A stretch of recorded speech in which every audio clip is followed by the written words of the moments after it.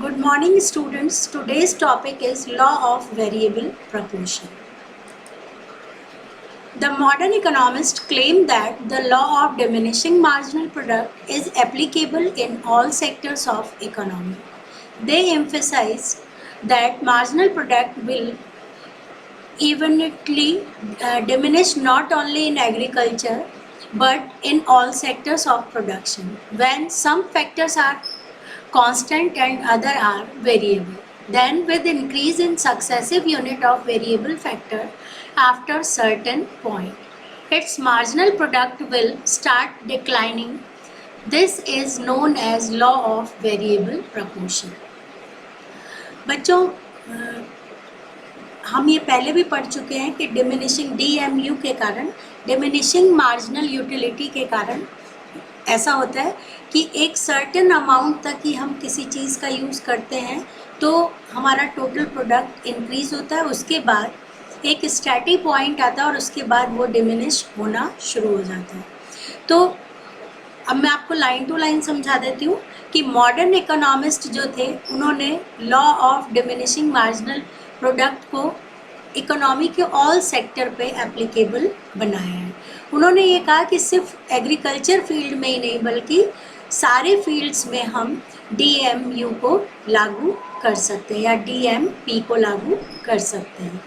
उन्होंने ये कहा कि एक फैक्टर को हम वेरिएबल मानेंगे और जो अदर फैक्टर होंगे उनको हम कांस्टेंट मानेंगे। वेरिएबल का मतलब होता है चेंज करना, और उसकी सक्सेसिव यूनिट यानी एक एक यूनिट दो यूनिट बढ़ाते जाएंगे तो उससे क्या होगा, हमारा जो प्रोडक्ट होगा उसमें भी इंक्रीज होगा। लेकिन वो वेरिएबल फैक्टर एक सर्टेन पॉइंट के बाद डिक्लाइन होना स्टार्ट हो जाता है और इसी लॉ को उन्होंने नाम दिया law of variable proportion. According to professor Stigler, as equal increments of an input are added in inputs of other production services being held constant beyond a certain point, the resulting increments of product will decrease. That is, the marginal product will decrease. इसका मतलब ये हुआ कि जब ये जो स्टेगलर थे ये एक बहुत ही वेल नोन फिगर माने जाते हैं इकोनॉमिक्स के अंदर, यानी एक बहुत ही अच्छे इकोनॉमिस्ट थे, और इन्होंने बच्चों ये बताया कि अगर प्रोडक्शन के जो साधन होते हैं उसमें हम और सारी इकाइयों को स्थिर माने और किसी एक इकाई को हम क्या माने, वेरिएबल माने, तो क्या होगा कि उस इकाई को या उस इनपुट को हम कंटिन्यूसली अगर इंक्रीज करेंगे तो एक पॉइंट तक तो टोटल प्रोडक्शन बढ़ेगा, लेकिन उसके बाद जहाँ पर मार्जिनल यूटिलिटी ज़ीरो होगी उसके बाद वो डिमिनिश होना स्टार्ट हो जाएगा।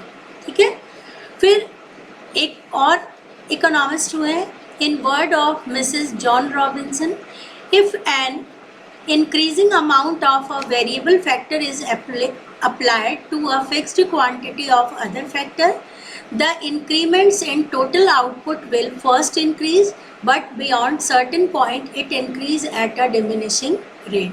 ये सेम वही बात है, बस वर्ड्स का चेंज है कि जो वेरिएबल फैक्टर होता है यानी चेंजिंग फैक्टर होता है उसको हम चेंज कर सकते हैं लेकिन एक फिक्स अमाउंट तक ही कर सकते हैं। उसके बाद क्या होता है कि हमारा जो टोटल आउटपुट होता है वो धीरे धीरे क्या होने लग जाता है, डिमिनिश होने लग जाता है। ठीक है, तो इस तरीके से अगर इन दोनों डेफिनेशन को अगर हम देखें तो हम ये कह सकते हैं it is evident from the above definition that due to increase in the marginal product of a variable factor after a certain point total production start diminishing, यानी एक पॉइंट तक तो वो बढ़ता है और उसके बाद वो प्रोडक्शन क्या होता है, डिमिनिश होना यानी ह्रास होना यानी कम होना चालू हो जाता है।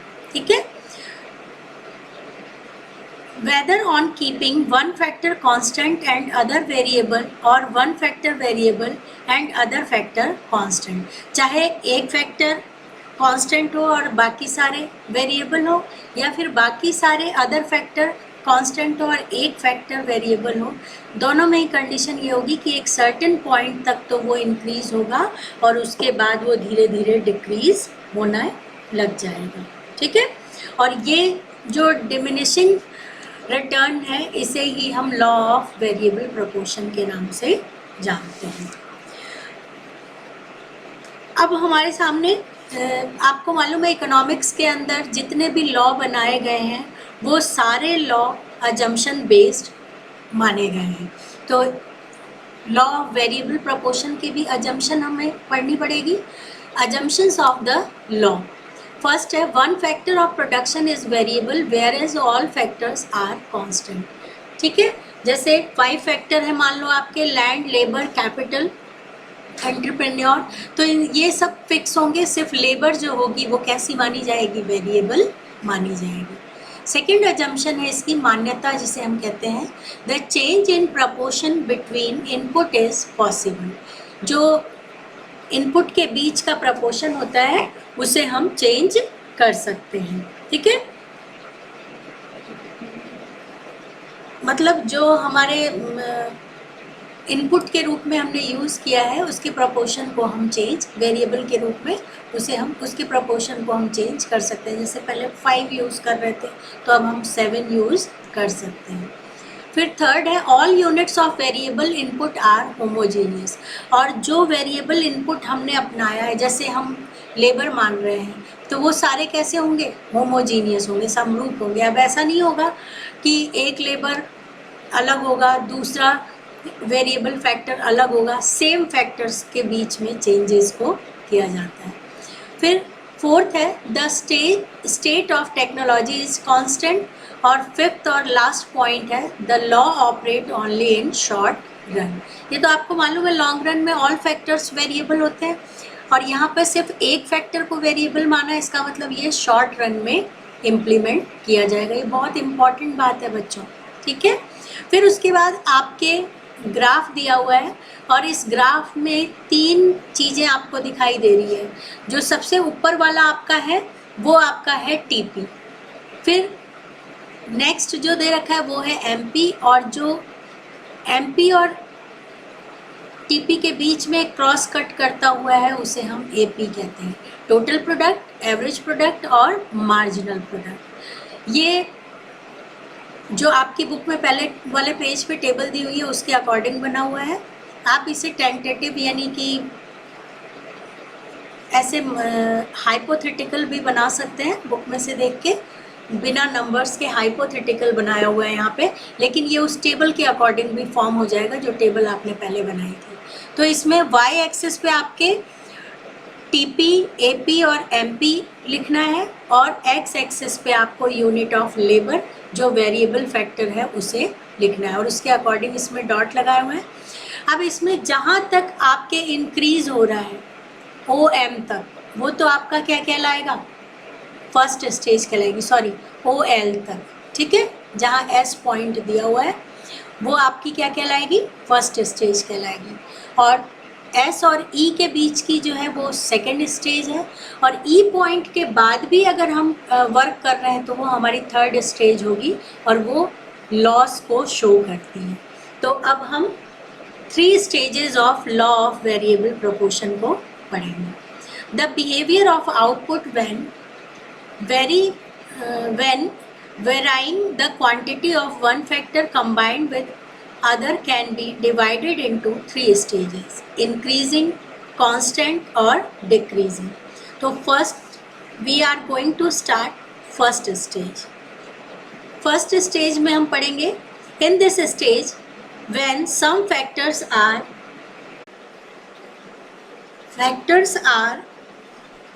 kept constant and labor is increased, the total product increases at an increasing rate. The quantity of fixed factor land or capital is relatively more in relation to the variable factor. With increase in labor, the total fixed factor are more intensively and effectively utilized. This causes the production to increase at a rapid rate. In the above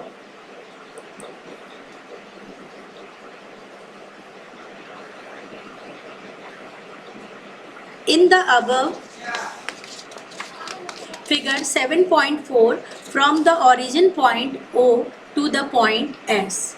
The total product increase at an increasing rate. The quantity of labor used is from point O to M. अब बच्चों आपको ये समझाने के लिए वापस हमें उसी पे आना पड़ेगा, उस पेज पे ही। जैसे आपने देखा कि जब पॉइंट O से हम M तक लेबर यूज़ कर रहे हैं तो हमारा टोटल प्रोडक्ट जो है वो इंक्रीज़ हो रहा है। क्यों? क्योंकि हमारा मार्जिनल प्रोडक्ट भी इंक्रीजिंग रेट से बढ़ रहा है। ठीक है, और वहाँ पर हम देखते हैं OM तक जब हम यूज़ कर रहे हैं तो इसका मतलब है कि जो लैंड का साइज़ होता है, जो कैपिटल यानी मशीनरी है, उसकी कैपेसिटी लेबर की तुलना में ज़्यादा है। तो इसका मतलब हम लेबर को बढ़ाकर उसका यूज़ या इस्तेमाल और ज़्यादा कर सकते हैं और अपने प्रोडक्शन को बढ़ा सकते हैं। इसको आप ऐसे समझ सकते हैं जैसे किसी क्लासरूम में 40 स्टूडेंट बैठ सकते हैं, ठीक है, लेकिन प्रेजेंट में अभी 10 स्टूडेंट की है। इसका मतलब उस कमरे का आकार बड़ा है और उसकी कैपेसिटी ज़्यादा है, उसमें लाइट और जो भी रिसोर्सेज यूज़ हुए हैं वो सब कंजम्पशन करने के लिए अभी बाकी है। तो हम क्या कर सकते हैं, स्टूडेंट्स की मात्रा को बढ़ा सकते हैं, लेकिन कितनी बढ़ा सकते हैं, सिर्फ 40 तक ही बढ़ा सकते हैं। उसके बाद अगर हम बढ़ाएंगे तो क्या होगा, हमें प्रॉब्लम क्रिएट होने लगेगी। सेम वही कंडीशन है यहाँ पे कि मार्जिनल प्रोडक्ट जो है वो MP जो है वो OM पॉइंट तक जब हम लेबर बढ़ाएंगे तो मार्जिनल प्रोडक्ट इंक्रीजिंग रेट से बढ़ता जाता है, और ऐसे में टोटल प्रोडक्ट भी क्या होगा, हमारा बढ़ता जाएगा, और एवरेज प्रोडक्ट जो होगा वो मार्जिनल प्रोडक्ट के नीचे आएगा। क्यों आएगा? क्योंकि उस समय कॉस्ट कम आ रही है हमारी। समझ में आया? क्योंकि हमारे पास रिसोर्सेज भरपूर है तो कॉस्ट कम होगी। तो जिस समय कॉस्ट कम होगी तो हमेशा AP क्या होगा, MP के नीचे होगा। और इस स्टेज को हम क्या कहेंगे, एक परपेंडिकुलर डालेंगे जहाँ पर मार्जिनल प्रोडक्ट, एवरेज प्रोडक्ट एक दूसरे को क्रॉस कट कर रहे हैं। इसका मतलब ये लिमिट हमारी वृद्धि की आखिरी लिमिट है। इससे ज़्यादा अगर हम बढ़ाएंगे तो हमारा क्या होगा, MP नीचे आ जाएगा और AP ऊपर आ जाएगा, और ऐसे में हमें क्या होगा, न लॉस होगा न प्रॉफिट होगा। स्टैटिक स्टेज स्टार्ट हो जाएगी जो L से N तक का पॉइंट है। ठीक है, तो ये हमारी थी first stage.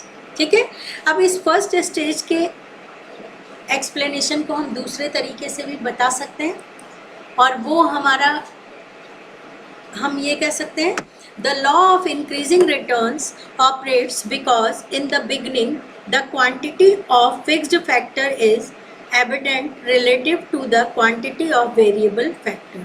As more unit of variable factor are added to the constant quantity of the fixed factor, then the fixed factor are more intensively and effectively utilized. That is, the efficiency of the fixed factor increases as additional unit of variable factor are added to them.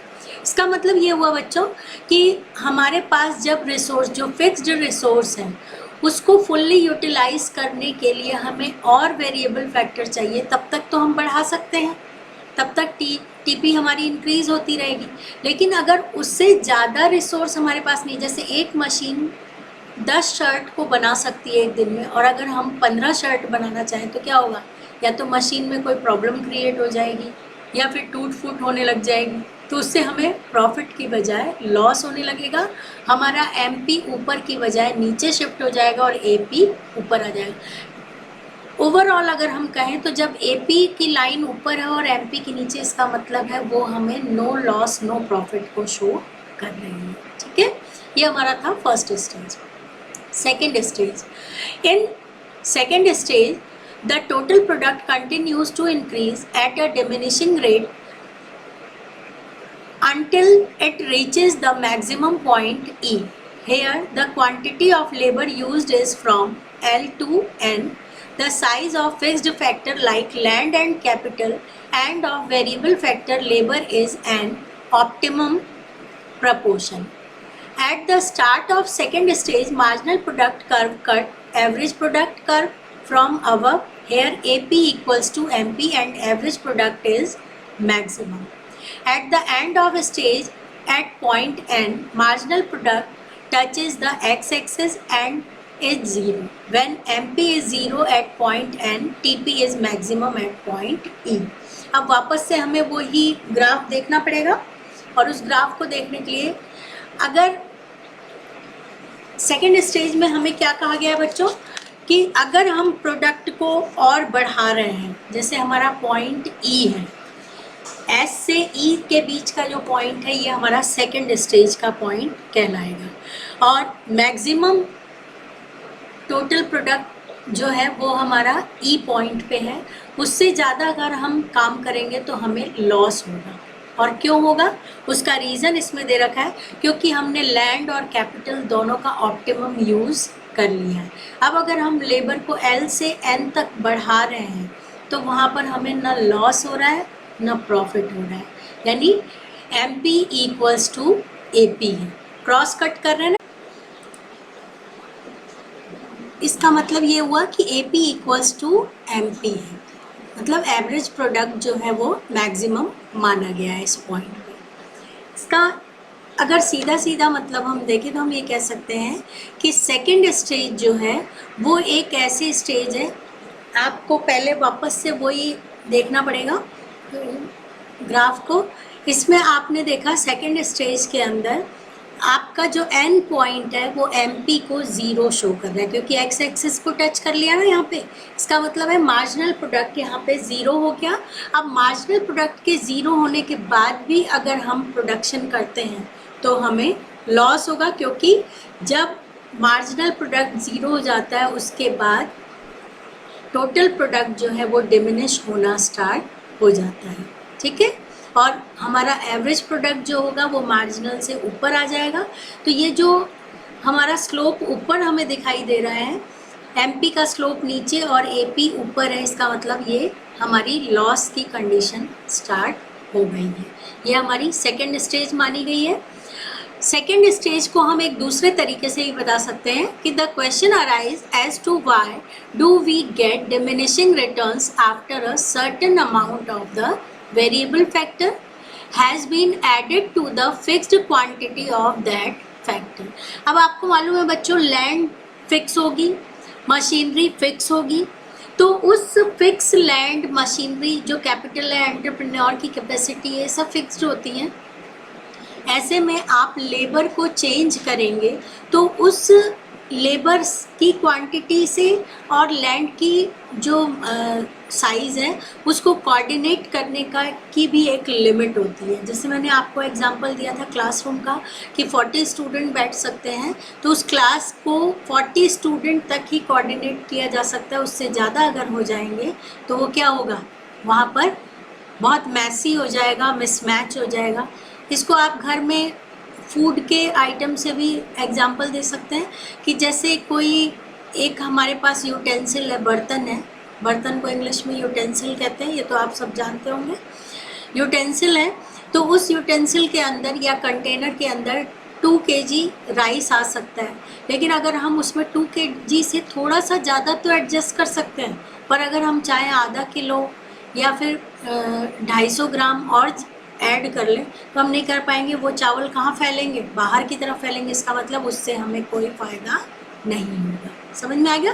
यानी second stage जो है वो last stage मानी गई है coordination की, जो fixed factor और वेरिएबल फैक्टर के बीच में कोऑर्डिनेट कर सके। अब एन पॉइंट के बाद भी अगर हम प्रोडक्शन कर रहे हैं या ई से अगर आप देखें तो क्या होगा, हमारे पास लैंड की कैपेसिटी इतनी नहीं है, जैसे 5 ही लेबर उस पर वर्क कर सकते थे, आपने उस पर 10 लगा दिए, तो उससे फ़ायदा कुछ नहीं हो रहा।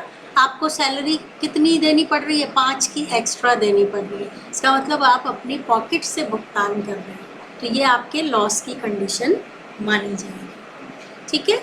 अब थर्ड और लास्ट स्टेज है, after a certain point the combination of fixed and variable factor is not in optimum proportion. In third stage, variable factor is more relative to fixed factor। इसका मतलब ये थर्ड स्टेज में आपको वैसे समझा देती हूँ कि जितनी लैंड हमारे पास थी उस पे से 5 ही हमें लेबर चाहिए थी, लेकिन हमने क्या किया, 5 की बजाय उस पर 10 लेबर लगा दी। इसका मतलब वेरिएबल फैक्टर तो ज़्यादा हो गया और फिक्स्ड फैक्टर कम हो गया। तो ये जो स्टेज होती है इसे हम टोटल प्रोडक्ट डिक्लाइन स्टेज के नाम से जानते हैं, और ये नेगेटिव स्टेज मानी गई है, थर्ड स्टेज। इसमें प्रोड्यूसर को लॉस ही लॉस होता है। ठीक है, ये 3 स्टेजेस थी वेरिएबल प्रपोर्शन की। अगर वेरिएबल प्रपोर्शन को आपको डिस्क्राइब करना आएगा तो आपको ये पूरा का पूरा उसमें लिखना होगा। 6 मार्क्स के क्वेश्चन में आ सकता है। ब्लूप्रिंट जब आएगा, क्योंकि अभी आपको मालूम है आपका कुछ परसेंट कोर्स कम होने की बात है, अभी अपने को मालूम नहीं है कौन सा कोर्स कम होगा, तो अभी सारा ही पढ़ना है, तो उस समय नंबर की वेटेज के अकॉर्डिंग देख लेंगे। लेकिन वैसे ये लॉन्ग क्वेश्चन में ही आता है और बहुत इम्पॉर्टेंट लॉ है ये, law of the variable proportion. फिर एक क्वेश्चन यहाँ पे अराइज होता है कि which stage is known as stage of rational product, यानी एक विवेकशील प्रोड्यूसर जो होगा वो कौन सी स्टेज तक प्रोडक्शन करेगा, उसके आगे नहीं करेगा। तो अब आपने फर्स्ट, सेकंड और थर्ड तीनों स्टेज पढ़ ली। अभी अपन लाइव नहीं है, लेकिन वीडियो में ही मैं आपसे ये पूछती हूँ कि आपके अकॉर्डिंग तीनों स्टेज आपने पढ़ी, कौन से स्टेज तक एक रैशनल प्रोड्यूसर प्रोडक्शन करेगा। तो हम अगर इन जनरल भी सोचें तो second stage no profit no loss AP equals to MP की कंडीशन है। इसका मतलब एक रैशनल प्रोड्यूसर जो होगा वो सेकेंड स्टेज तक ही क्या करेगा, प्रोडक्शन करेगा। इस क्वेश्चन में आपको वापस से ये तीनों स्टेज समझानी होगी, पॉइंट बताने होंगे और फिर ये बताना होगा कि क्यों हम सेकेंड स्टेज तक ही प्रोडक्शन करेंगे। ठीक है, तो इसमें आपको कोई प्रॉब्लम नहीं आएगी। रैशनल प्रोडक्शन या स्टेज ऑफ रैशनल प्रोडक्शन किसे कहते हैं, ये क्वेश्चन भी बहुत इम्पॉर्टेंट क्वेश्चन है। तो इस क्वेश्चन को आप ध्यान से लिखेंगे, नोट्स बनाएंगे। कोई प्रॉब्लम आती है तो आप जो आपका लाइव मीटिंग सेशन होगा डाउट्स के लिए, उसमें आप पूछ सकते हैं। फिर इस चैप्टर का जो एंड है, इम्पॉर्टेंस क्या है लॉ ऑफ वेरिएबल प्रपोर्शन की, वो हम पढ़ेंगे। Production function and the concept of product are of greatest importance to a producer, society and government. तीनों के लिए इस लाइन को आप अंडरलाइन करेंगे कि प्रोडक्शन फंक्शन जो होता है या प्रोडक्ट जो होता है उसकी स्टडी एक प्रोड्यूसर के लिए भी इम्पॉर्टेंट है, सोसाइटी के लिए भी और सरकार के लिए भी। प्रोड्यूसर के लिए इसलिए क्योंकि उसे प्रॉफिट मिलता है, सोसाइटी के लिए इसलिए क्योंकि कंजम्पशन के लिए माल मिलता है, और गवर्नमेंट के इसलिए क्योंकि गवर्नमेंट को उससे रेवेन्यू मिलती है। अब प्रोड्यूसर पॉलिसी मेकिंग में भी यूज़फुल होता है। A producer decides to produce a good or a service on the basis of consumption of production function and cost। अब आपको मालूम है एक प्रोड्यूसर जो है वो किसी भी सामान को कॉस्ट के पॉइंट ऑफ व्यू से, और क्या करता है वो जनरली वो किसी भी सर्विस या फिर प्रोडक्ट को तभी बनाता है जब वो प्रोडक्शन फंक्शन और कॉस्ट के बीच में क्या करता है, कंपैरिजन करके देख लेता है, और ऑलमोस्ट वो उस टेक्नोलॉजी को ऑप्ट करता है या उस प्रोसीजर को ऑप्ट करता है जिससे उसका फ़ायदा तो मैक्सिमम हो और लॉस मिनिमम। ठीक है, यानी प्रोडक्ट की कॉस्ट तो कम से कम आए और quantity is maximum and quality is best, और उसकी क्वालिटी भी अच्छी बनी है। तो इस तरीके से हम देखते हैं प्रोडक्शन फंक्शन जो है वो गवर्नमेंट, सोसाइटी और प्रोड्यूसर तीनों के लिए बहुत इम्पॉर्टेंट माना गया। फिर इसमें एक रिसर्च एंड डेवलपमेंट इंस्टीट्यूशन के बारे में दे रखा है, इसको आप पढ़ के देखेंगे। अगर फिर भी कोई वर्ड में प्रॉब्लम हो, कोई चैप्टर में प्रॉब्लम हो तो आप मुझसे पूछ सकते हैं।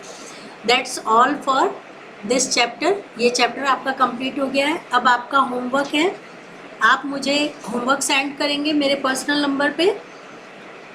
कंप्लीट क्वेश्चन आंसर आपको करने हैं, ऑब्जेक्टिव टाइप, वेरी शॉर्ट और लॉन्ग क्वेश्चन या ऐसे टाइप क्वेश्चन जो है वो सारे के सारे करके आप मुझे 2 डेज़ के अंदर सेंड करेंगे। Thank you.